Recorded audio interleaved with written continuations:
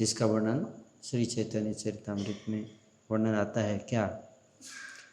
नित्य आसी करे मिश्रेर पाद संवाहन,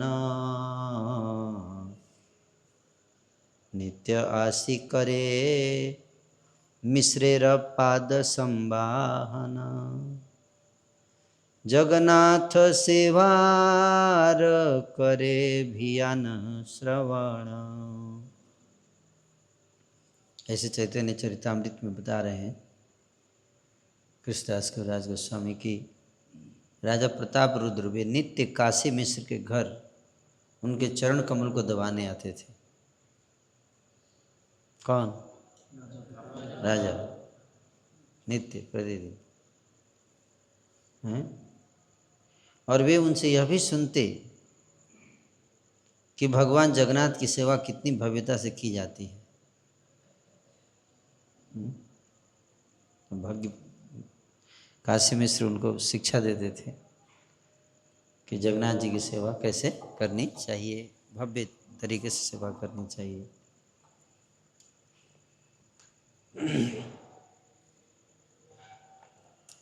काशी मिश्रालय परम निर्जन स्थल। श्री चैतन्य महाप्रभु संन्यास ग्रहण करके अपनी माता के आदेश से जगन्नाथपुरी 4 भक्तों के साथ आए।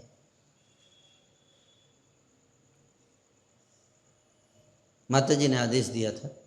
श्री चैतन्य महाप्रभु तो कहाँ जाना चाहते थे? वृंदावन। संन्यास लेने के पश्चात कहाँ जाना चाहते थे? वृंदावन। लेकिन माता जी ने उनको आदेश दिया या माता जी से आदेश दिलवाया, दोनों हो सकता है। हैं? माता जी ने उनको कहा कि आप इतना दूर मत जाओ।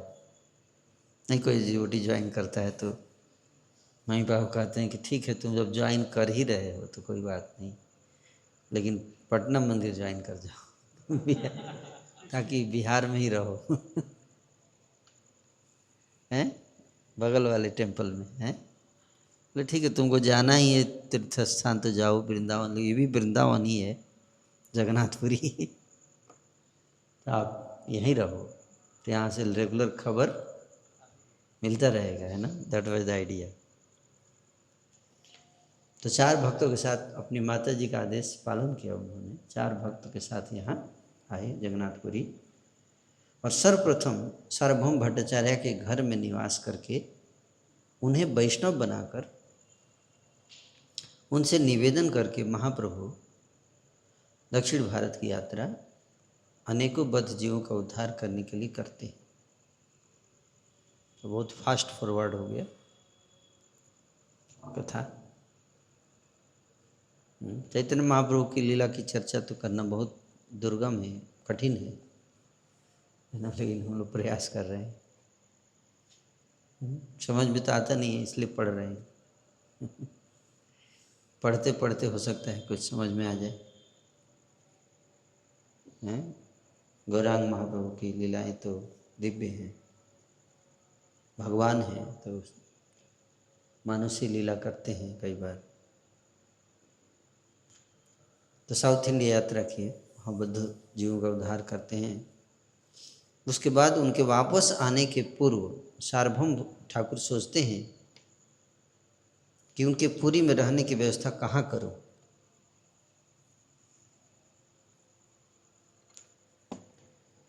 तब एक दिन राजा प्रताप रुद्र को सार्वभौम भट्टाचार्य ने बताया, राजा प्रताप रुद्र को बताया कि सन्यासी के रूप में श्री कृष्ण चैतन्य साक्षात श्री भगवान श्री कृष्ण ही हैं। राजा प्रताप रुद्र को सूचना दिया, बताया। पहले तो इनको खुद ही डाउट था, है ना, लेकिन षड्भुज गौरांग दर्शन देकर उनका डाउट क्लियर कर दिए। श्री चैतन्य महाप्रभु की विशेष कृपा हुई सार्वभौम भट्टाचार्य के ऊपर। तो अभी अब उन्होंने गुरु थे सार्वभौम भट्टाचार्य, एक तरह से देखा जाए तो गुरु समक्ष थे प्रताप रुद्र राजा के। तो उनको भी उन्होंने बताया कि ये इनको साधारण सन्यासी नहीं है, ये साक्षात परम भगवान है। इस पर विश्वास प्रकट करते हुए राजा ने कहा, हे भट्टाचार्य, मैं जिन्हें जानता हूँ उनमें से आप सबसे अधिक विद्वान और सबसे अधिक अनुभवी व्यक्ति हैं। अतः जब आप श्री चैतन्य महाप्रभु को भगवान कृष्ण कहते हैं तो मैं इसको सत्य के रूप में स्वीकार करता हूँ, क्योंकि आपसे ज़्यादा विद्वान बुद्धिमान कोई है नहीं, और आप ही जब बोल रहे हैं तो फिर क्या उसमें संदेह कर रहे हैं। मैं भी मानता, एक्सेप्ट करता हूँ इस बात को। श्री चैतन्य महाप्रभु जब पुनः यहाँ आएंगे तो मैं अपने नेत्रों को सफल बनाने के लिए उनका एक बार दर्शन करना चाहता हूँ।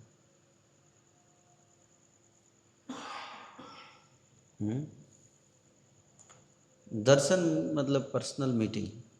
बाहर निकलेंगे तो कोई भी दर्शन कर सकता है, लेकिन दर्शन का मतलब क्या? पर्सनल मीटिंग है ना। तो राजा ने कहा कि एक बार पर्सनल मीटिंग हो जाए, 1 to 1। जब बाहर निकले तो कोई देख सकता है। महाप्रभु बाहर यहाँ गलियों में घूमते ही होंगे, नहीं? ये सुनो, जब मंदिर दर्शन के लिए जाते हैं, कीर्तन करते थे। श्री चैतन्य महाप्रभु जब पुनः यहाँ आए तो मैं दर्शन करना चाहता हूँ। सर्व भट्टाचार्य ने उत्तर दिया, श्री चैतन्य महाप्रभु शीघ्र ही लौट आएंगे। मैं उनके लिए एक उत्तम स्थान चाहता हूँ जो एकांत हो तथा शांत हो। एकांत हो तथा शांत हो। अभी हम लोग थोड़ा ज़्यादा आवाज़ कर रहे हैं। कीर्तन वीर्तन तो हो रहा है, यहाँ चर्चाएँ भी हो रही हैं, लेकिन एकांत और शांत था वहाँ। अभी सबको से तो कीर्तन है तो अच्छा ही लगता है महाप्रभु को। श्री चैतन्य महाप्रभु का निवास स्थान एकांत में हो तथा जगन्नाथ मंदिर के निकट भी हो। एकांत में भी हो और मंदिर के निकट हो, बहुत दूर भी नहीं होना चाहिए हैं? आप इस प्रस्ताव पर विचार करें और उनके लिए एक अच्छा सा स्थान दें। राजा कहे ऐछे काशी मिश्रेर भवन, ठाकुरेर निकट है परम निर्जना। राजा ने उत्तर दिया, आप जैसा चाहते हैं काशी मिश्र का घर वैसा ही है। प्रपोजल दे दिए। किसने प्रपोजल दिया? राजा ने। प्रताप रुद्र ने सजेशन दिया है। वह मंदिर के निकट भी है और अत्यंत निर्जन तथा शांत भी है। यह कहकर राजा महाप्रभु के पुनरागमन के लिए अत्यंत आतुर हो उठे। तब सार्वभौम भट्टाचार्य काशी मिश्र के घर राजा की इच्छा बतलाने गए। काशी मिश्र कहे आमी बड़ भाग्यवान, मोर गृहे प्रभु पादेर हबे अवस्थान। काशी मिश्र क्या बोले हैं? बहुत भाग्यशाली, बड़ भाग्यवान, हम ही बड़ भाग्यवान हैं। कि क्यों भाग्यवान हो? क्योंकि समस्त प्रभुओं के स्वामी श्री चैतन्य महाप्रभु मेरे घर पे ठहरेंगे। हरि बोल हैं, कितना भाग्यवान है।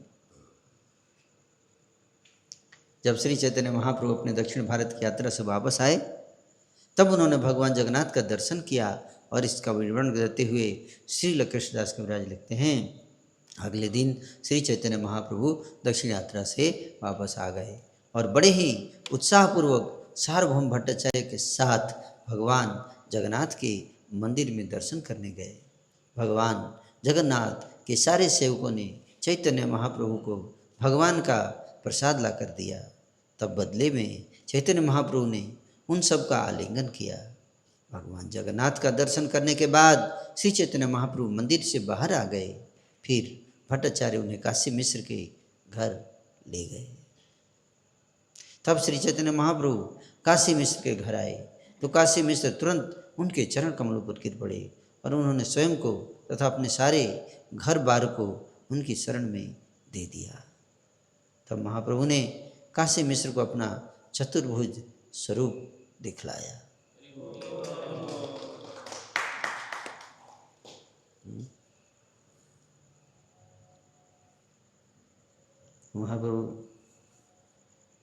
महाप्रभु ने उनकी सेवा स्वीकार की और उसे गले लगाया। तब श्री चैतन्य महाप्रभु अपने लिए तैयार किए गए आसन पर बैठ गए और नित्यानंद प्रभु समेत सारे भक्तगण उनके चारों ओर बैठ गए।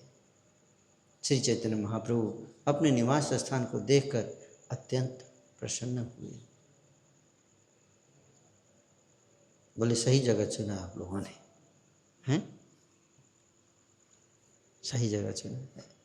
ये भाव देखो, भक्त उनके आने से पहले ही उनके रहने होने का सारा व्यवस्था पूरा बढ़िया से मेडिटेट करके डिस्कशन है ना, बोलने की जरूरत नहीं पड़ रही है ना। इसको कहते हैं मनोभीष्टम। क्या मनोभीष्टम? यही तो भक्ति है कि भगवान अपनी इच्छा को अपने भक्तों के हृदय में प्रकट करते हैं, जो कि जिनके हृदय में प्रेम है तो समझ जाते हैं भगवान के मन को, उसके अनुसार सेवा कर देते हैं।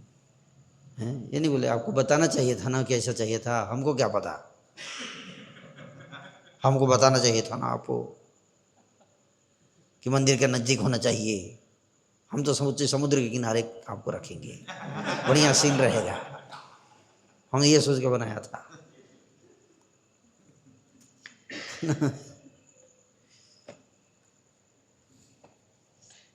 तो भक्त का भक्ति भगवान के प्रेम से के कारण, अत्यंत प्रेम कारण वो चीज़ें प्रकट हो जाती है ना। हम लोग के अंदर वो प्रेम नहीं है, इसलिए बताने के बावजूद नहीं होता है। प्रेम है ये सब, प्रेम के बताया जाए तो भी नहीं होता है, ना बताया जाए तो क्या होगा भगवान ही जाने, है कि नहीं।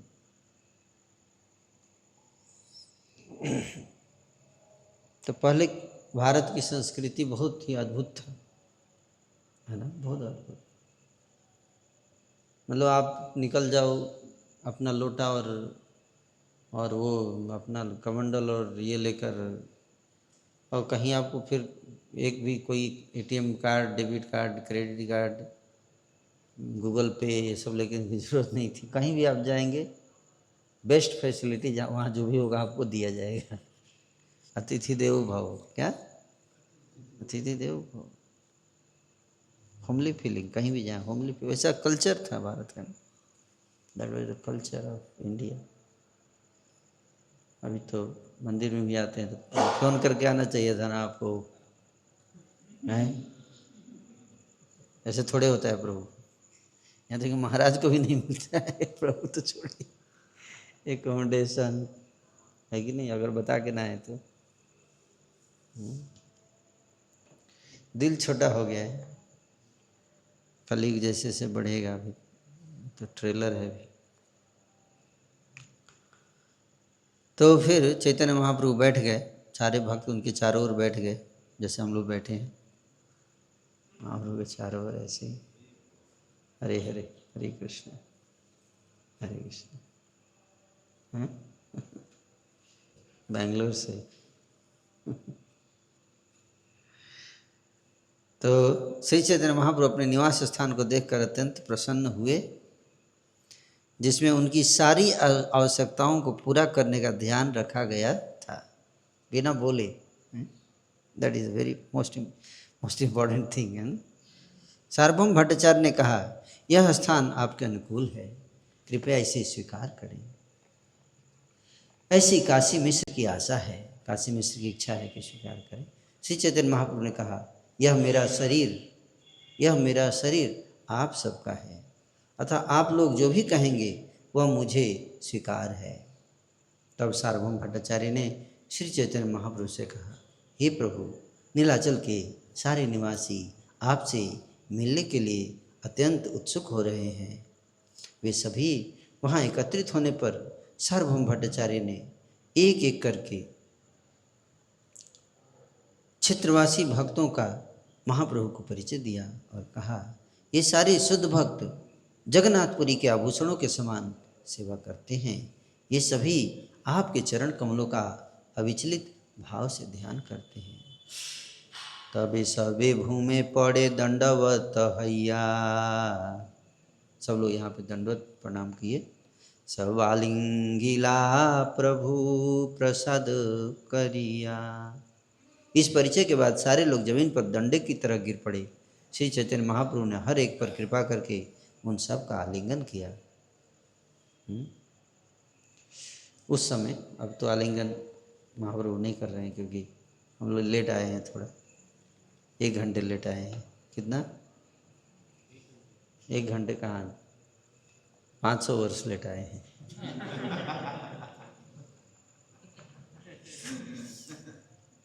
पर आए हैं, ये अच्छी बात है। 500 वर्ष लेट ही आए, लेकिन आए तो है कि नहीं? देर आए दुरुस्त आए। आए हैं?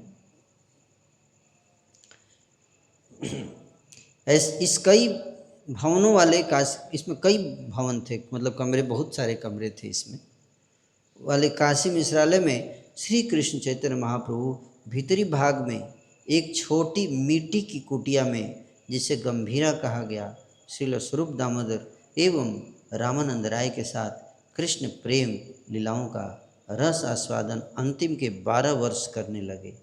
12 वर्ष तक यहाँ पे महाप्रभु रहे, कंटिन्यूस, लगातार। कितना?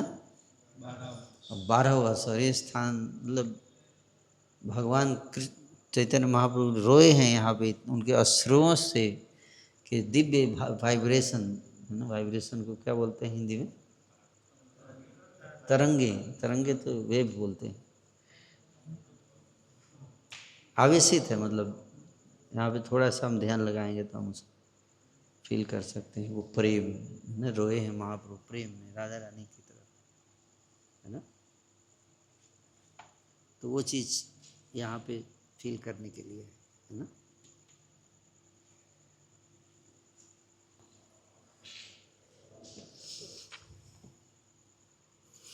कृष्ण प्रेम लीलाओं का रस आस्वादन किया है। ब्रज की जो लीलाएं हैं भगवान कृष्ण की, गोपियों की, राधा रानी की, तो 3 लोग खास तौर पे स्मॉल ग्रुप मीटिंग हुआ करते थे। क्या? स्मॉल ग्रुप,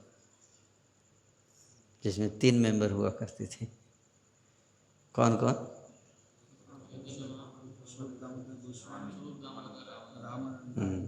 तीन। स्मॉल ग्रुप का अलग आनंद है। है ना। बहुत क्लोज ग्रुप, उसमें सब लोग एंट्री अलाउड नहीं था। और यस, 12 वर्ष यहाँ रहे। उड़ीसा में घर के भीतरी भाग को गंभीरा शब्द से सूचित किया जाता है, जिसका अर्थ है एक निर्जन छोटा घर। श्रील भक्तिविनोद ठाकुर अपने अमृत प्रभा भाष्य में लिखते हैं, बरामदे के बाद भवन और उसके अंदर का छोटा गृह को गंभीरा कहते हैं। भवन के अंदर छोटा घर। श्री चैतन्य महाप्रभु चरितामृत में कई स्थानों में गंभीरा का उल्लेख किया गया है, जैसे गंभीरा भीतरे रात्रे नाही निद्रा लव, गंभीरा भीतरे रात्रे नाही निद्रा लव, भीते मुख सिर घसे छत ये सब। भीते मुखे सिर घसे, भीत पर मुख और सिर दोनों उसको रगड़ते थे महाप्रभु। कहाँ पर? भीत जानते हैं ना, दीवार पर सिर और मुंह दोनों ऐसे रगड़ते थे। क्यों रगड़ते थे? वियोग में, विरह में। इतना विरह महसूस होता है कृष्ण से, विरह, राधा रानी का भाव कितना, मतलब सोते नहीं थे, एक क्षण भर भी रात में सोते नहीं थे, लिखा हुआ है चैतन्य।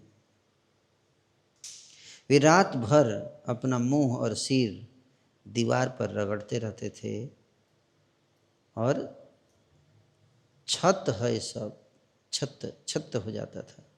उनके सारे मुखमंडल पर घाव हो गए थे।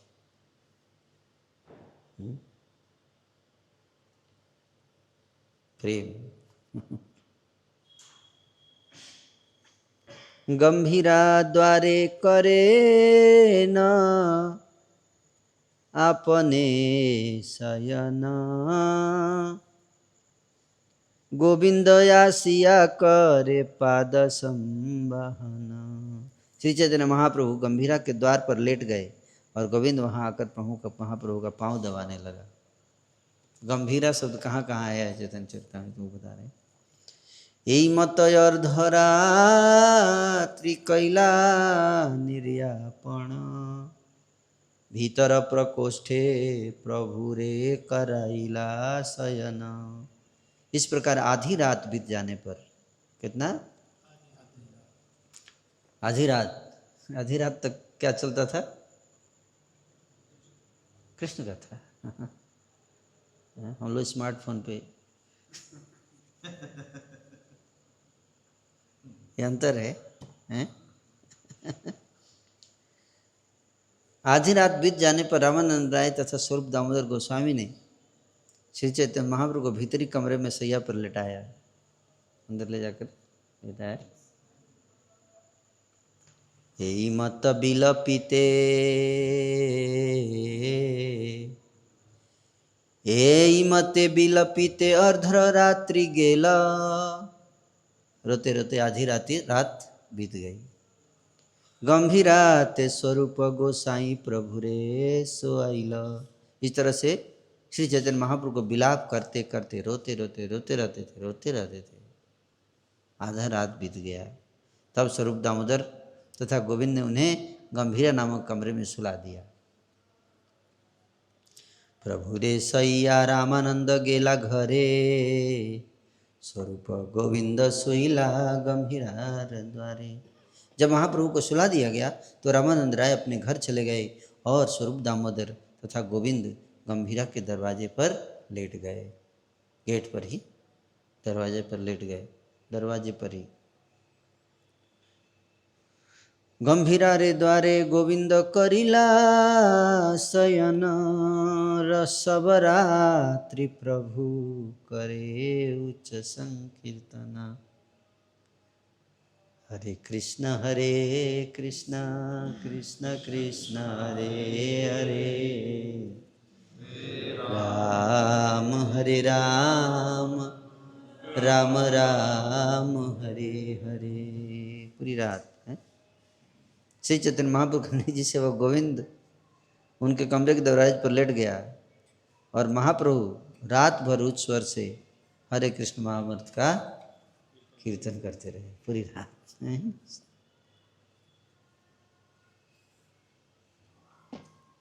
हम लोग का भी कभी ऐसा दिन आएगा। नींद, वो कहते नींद न आए चैन न आए, मुझे क्या हो गया है। वही हाल है महाप्रभु का राधा रानी के भाव में, प्रेम में, कृष्ण प्रेम। नींद नहीं आ रही है, चैन भी नहीं है ना। बिरहे व्याकुल प्रभु,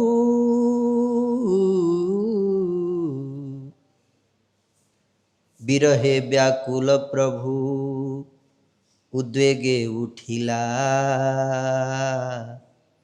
गंभीरार भीते मुख घसीते लगिला।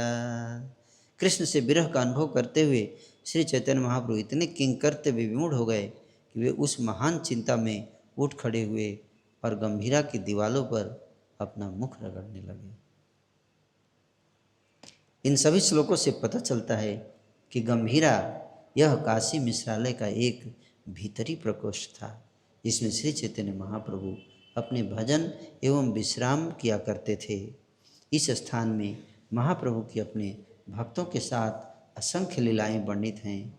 इसी स्थान पर महाप्रभु ने भक्तों को विभिन्न आदेश निर्देश प्रदान किए थे एवं यहाँ ही एक ओर बैठकर उन्होंने नित्यानंद प्रभु को बंगाल में जाकर प्रचार करने के लिए आदेश दिया था।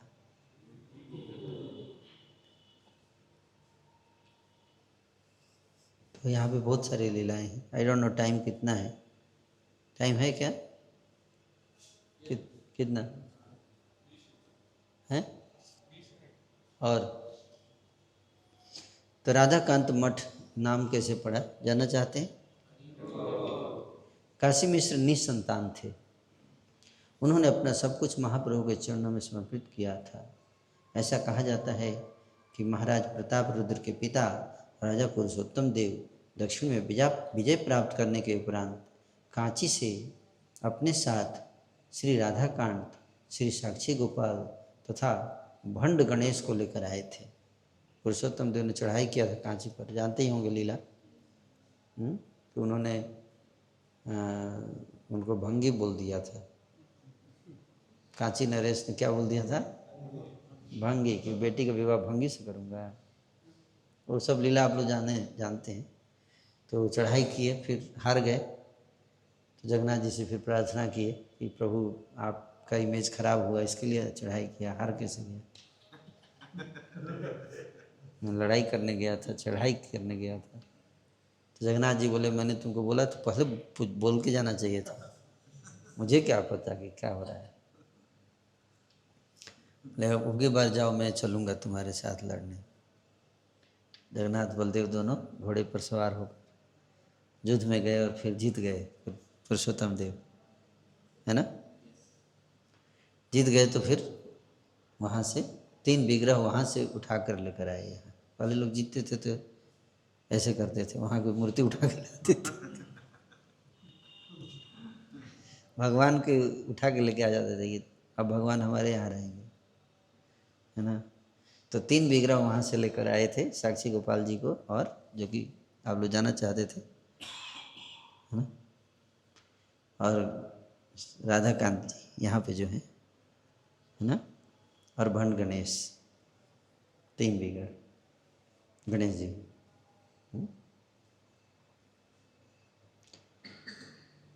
और उन्हें श्री मंदिर के विभिन्न स्थानों में स्थापित कर दिया था। तीनों मंदिर को जगन्नाथ मंदिर के अंदर ही अलग अलग छोटे छोटे मंदिर बनाकर उसमें स्थापना की गई थी। वर्तमान में जहाँ श्री चैतन्य महाप्रभु चरण चिन्ह मंदिर है, वहीं पर निकट ही उन्होंने राधाकांत को स्थापित किया था। परंतु राधाकांत अंदर ही थे, वहीं पे मंदिर के अंदर ही। परंतु एक बार काशी मिश्र ने राजा प्रताप रुद्र से निवेदन किया कि उन्हें अपने पास सेवा पूजा करने के लाएं।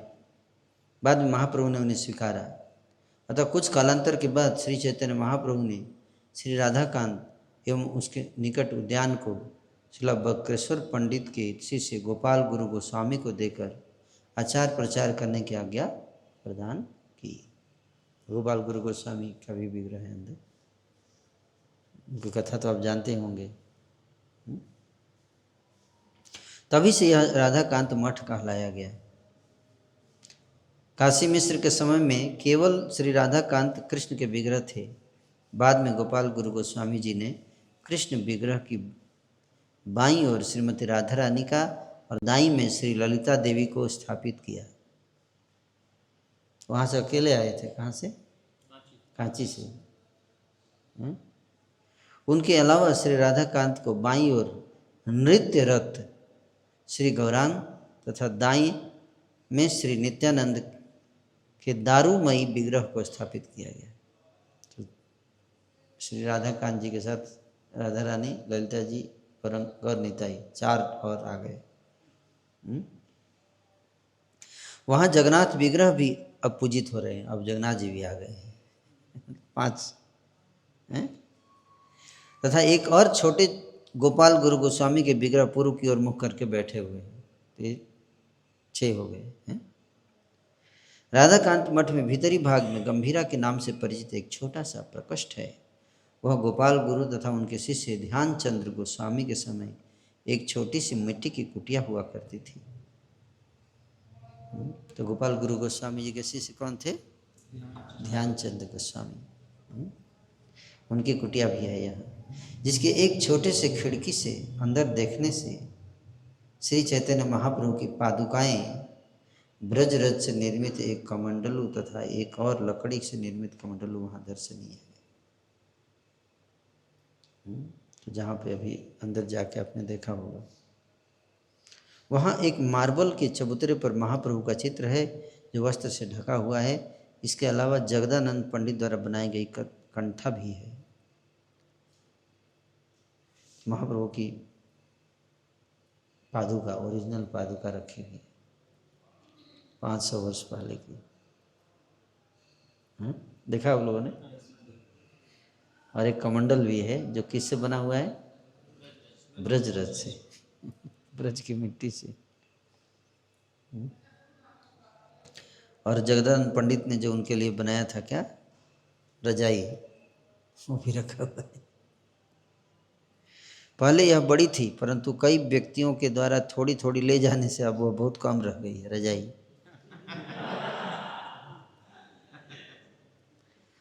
गोविंद और काशीश्वर। अगले दिन से चैतन्य महाप्रभु सार्वभौम भट्टाचार्य इत्यादि भक्तों के साथ गंभीरा में बैठकर कृष्ण लीलाओं की चर्चा कर रहे थे। इससे सीखना चाहिए कि हम भक्तों के साथ बैठे तो क्या करना चाहिए हैं? मैं तो बहुत कम देखता हूँ कि भक्तों कृष्ण लीला की चर्चा करते हैं। अगर कोई शुरू कर दे तो लोग क्या शुरू कर दिया तू कृष्ण कथा, कुछ बताओ क्या चल रहा है न्यूज में, है ना, कृष्ण कथा। तो चैतन्य महाप्रभु यहाँ पे कृष्ण कथा चर्चा करते थे भक्तों से। उसी समय गोविंद वहाँ आ गए। उन्होंने प्रणाम करने के बाद विनीत होकर इस प्रकार कहा, गोविंद आ गए यहाँ पे उनके सेवक। बोले मैं ईश्वरपुरी का सेवक हूँ। कौन बोले? गोविंद बोले मैं ईश्वरपुरी का सेवक हूँ, मेरा नाम गोविंद है। मैं अपने गुरु की आज्ञा का पालन करके यहाँ आया हूँ। सर्वोच्च सिद्धि प्राप्त करने के लिए इस मृत्यु लोक से विदा होने के पूर्व ईश्वरपुरी ने मुझसे कहा कि मुझे श्री चैतन्य महाप्रभु के पास जाना चाहिए और उनकी सेवा करनी चाहिए। काशीश्वर भी सारे तीर्थों का भ्रमण करने के बाद यहाँ आएगा, किंतु मैं तो अपने गुरु के आज्ञा के अनुसार आपके चरण कमलों को उपस्थित होने के लिए शीघ्र चला आया।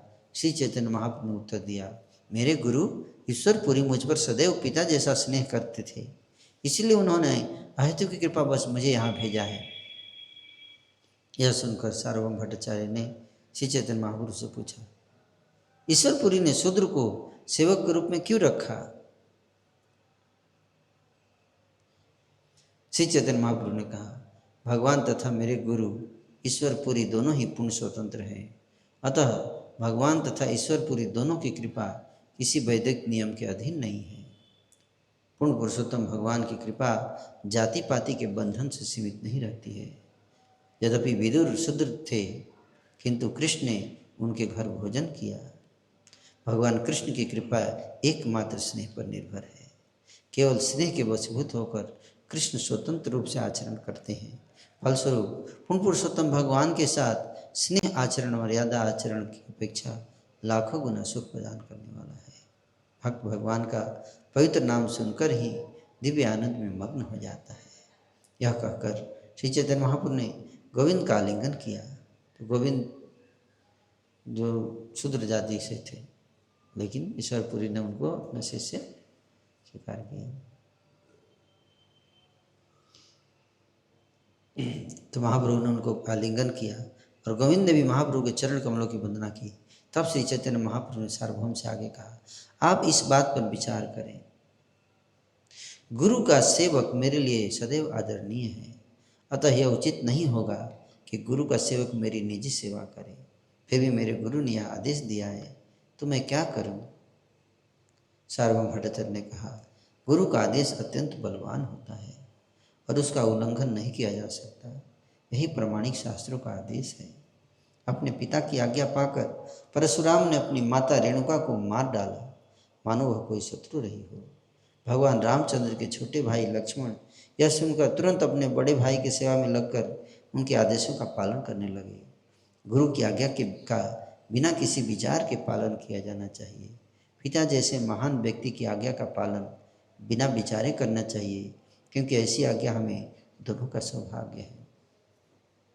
विशेषतः मेरे लिए सौभाग्य है। सार्वभौम भट्टाचार्य के ऐसा कहने पर श्री चैतन्य महाप्रभु ने गोविंद का आलिंगन किया। मतलब महाप्रभु कंसल्ट कर रहे हैं ना, क्या कर रहे हैं?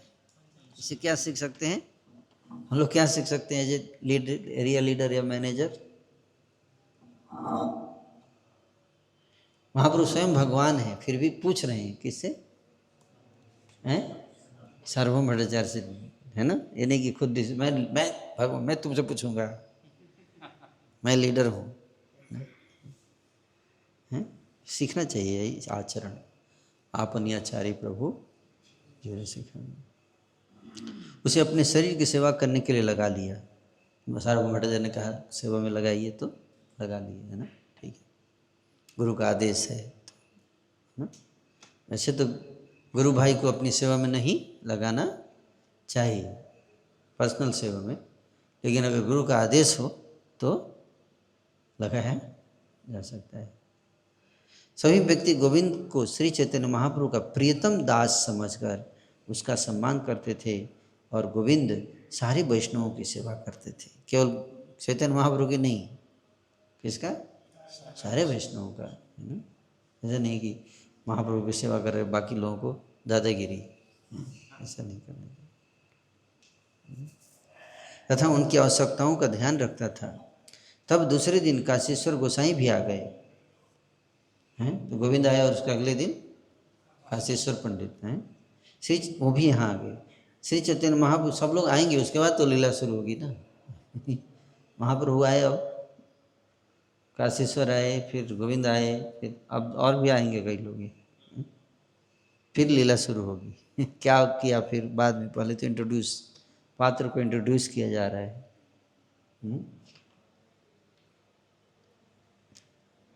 श्री चैतन्य महाप्रभु ने उनका बड़ा सम्मान किया और वे भी उन्हीं के साथ रहने लगे। काशीश्वर महाप्रभु को जगन्नाथ मंदिर के भीतर ले जाया करते थे।